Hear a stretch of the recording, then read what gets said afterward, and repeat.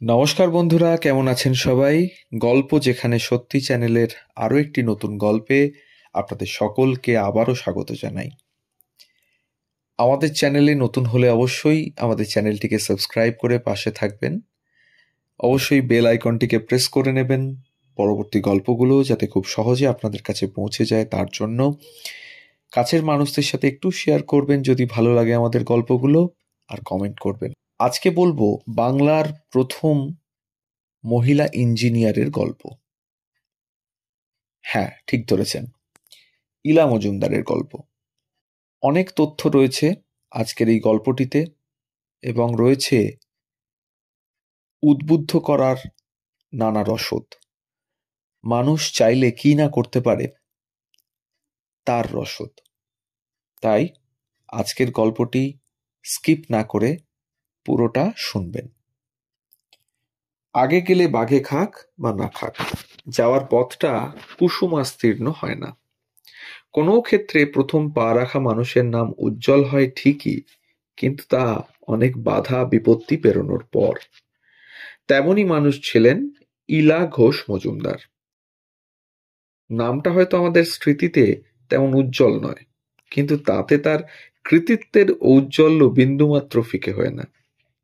Mechanical engineering বা যান্ত্রিক পদ্ধতির যাবতীয় পড়াশোনা শুধুমাত্র পুরুষদের আগ্রহের বিষয়। আমাদের সমাজ সবসময় এরকমই ভেবে এসছে। এই ভাবনা কতটা ভুল 1952 সালেই তা প্রমাণ করে দিয়েছিলেন ইলা মজুমদার। নিজের অজান্তেই সেই সময় ইতিহাস তৈরি করেন তিনি। ইলা মজুমদার বাংলা তথা ভারতের প্রথম মহিলা মেকানিক্যাল ইঞ্জিনিয়ার এবং শিবপুরের বেঙ্গল ইঞ্জিনিয়ারিং কলেজ, যা বর্তমানে Bengal engineering and science university, সেখান থেকে স্নাতক হওয়া প্রথম মহিলা। পূর্ববঙ্গের ফরিদপুর জেলার মাদারীপুর গ্রামে জন্ম ইলা মজুমদারের। বাবা যতীন্দ্র কুমার মজুমদার ছিলেন অবিভক্ত বাংলার একজন ডেপুটি ম্যাজিস্ট্রেট। ইলার সমস্ত প্রচেষ্টায় বরাবর উৎসাহ দিতেন তিনি। মা ছিলেন গৃহিণী। বাবার বদলির চাকরির জন্য ইলার স্কুল জীবন কাটে বিভিন্ন জায়গায় ঘুরে ঘুরে। 12 বছর বয়সে সাইকেল চালানো শেখা এবং 16 বছর বয়সে জিপ চালানো রপ্ত করা তার বন্ধু, পরিবার, প্রতিবেশী, আত্মীয় স্বজনদের অবাক করেছিল। অবশেষে 1945 সালে ইলারা সপরিবারে কলকাতায় এসে পাকাপাকিভাবে থাকতে শুরু করেন। ইলা প্রাইভেটে ম্যাট্রিকুলেশন পরীক্ষা দিয়েছিলেন, নিয়মমাফিক বয়সের 2 বছর আগেই। পড়াশোনায় বরাবর ভালো হলেও বিভিন্ন সমস্যার কারণে মাধ্যমিক পরীক্ষায় 2য় বিভাগে উত্তীর্ণ হয়েছিলেন। তবে হাল না ছেড়ে নিজের যোগ্যতা প্রমাণ করতে দৃঢ় প্রতিজ্ঞ হয়ে ওঠেন ইলা। এরপরই কলকাতার আশুতোষ কলেজে যোগ দেন আইএসসির জন্য এবং প্রথম বিভাগে উত্তীর্ণ হন। 1947 সালে ভারতের স্বাধীনতার পর ভারত সরকার ঘোষণা করলেন যে শিক্ষার সমস্ত ক্ষেত্র মেয়ের এবং ছেলে উভয়ের জন্য উন্মুক্ত করা হবে। ক্যালকাটা মেডিকেল কলেজে সুযোগ পেলেও ইলা ডাক্তারি পড়তে চাইলেন না। তিনি কারিগরি শিক্ষার বিষয়ে বেশি আগ্রহী হয়ে উঠেছিলেন। চাইলেন ইঞ্জিনিয়ারিং পড়তে, যেটা এতদিন শুধুমাত্র পুরুষেরাই পড়ত। ইতিমধ্যেই তৎকালীন শিক্ষামন্ত্রী নিকুঞ্জ বিহারী মাইতি শিবপুরের বেঙ্গল ইঞ্জিনিয়ারিং কলেজের দরজা মহিলাদের জন্য উন্মুক্ত করে দেন।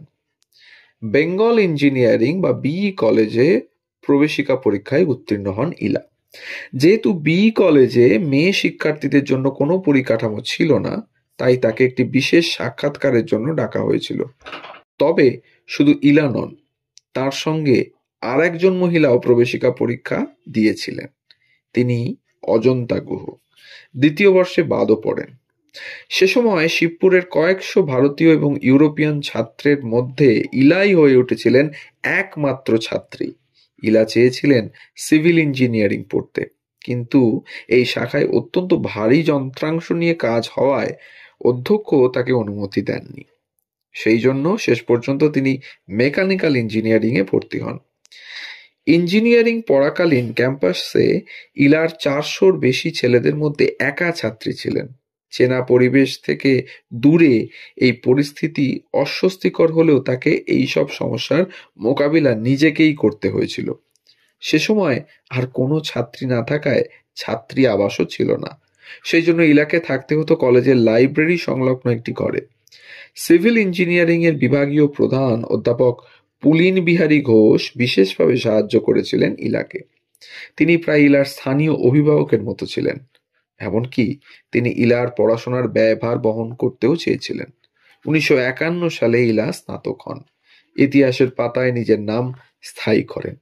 সমকালীন শিক্ষা ব্যবস্থা অনুযায়ী স্নাতক হওয়ার পর সেই ছাত্রকে শিক্ষানবিশ হিসেবে কিছু সময় কাজ করতে হতো। কিন্তু বেঙ্গল ইঞ্জিনিয়ারিং কলেজের অধ্যক্ষ মনে করেন ভারতের কোনো সংস্থা তখনও শিক্ষানবিশ হিসেবে মেয়েদের নেওয়ার জন্য তৈরি ছিলেন না। সেই জন্য ইলাকে ইউরোপের স্কটল্যান্ডের গ্লাসগোতে যেতে হয় শিক্ষানবিশির জন্য। সেখানে বার অ্যান্ড স্টাইড সংস্থা থেকে তিনি স্নাতকোত্তর স্তরের প্রশিক্ষণ নেন।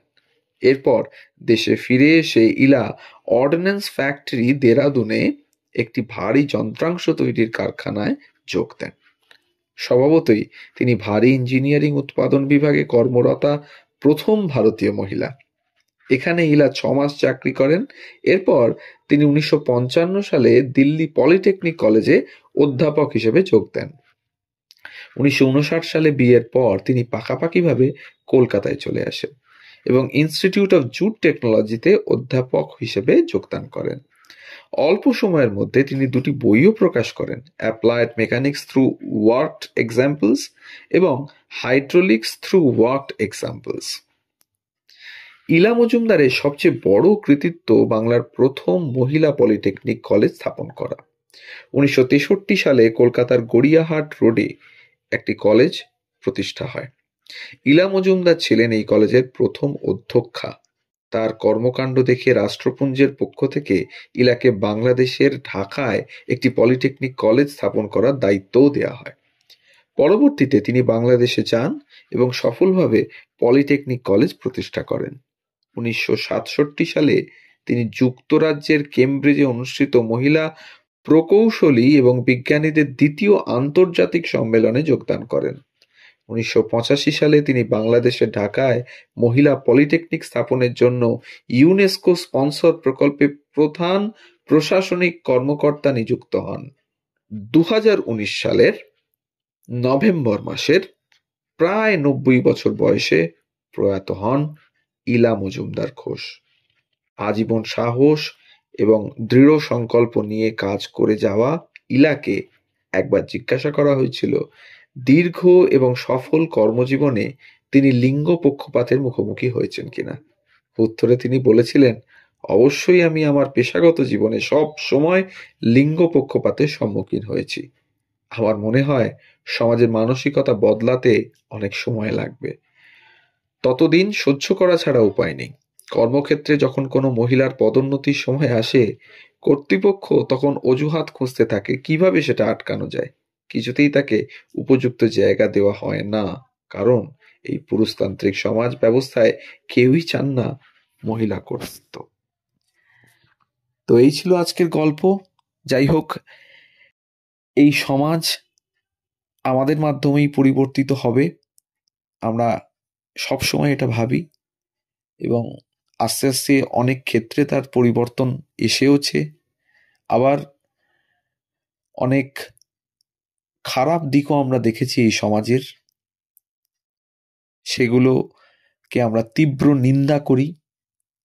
আমাদের চ্যানেলের মাধ্যমে ধিক্কার জানাই সেই সমস্ত ঘটনাকে, যা প্রতিনিয়ত ভারতবর্ষ তথা বাংলার বিভিন্ন জায়গায় ঘটে চলেছে, মেয়েদের উপর অত্যাচার। সেক্ষেত্রে এই গল্পটি তাদের জন্য একটি উৎসাহ দেবে আশা রাখবো।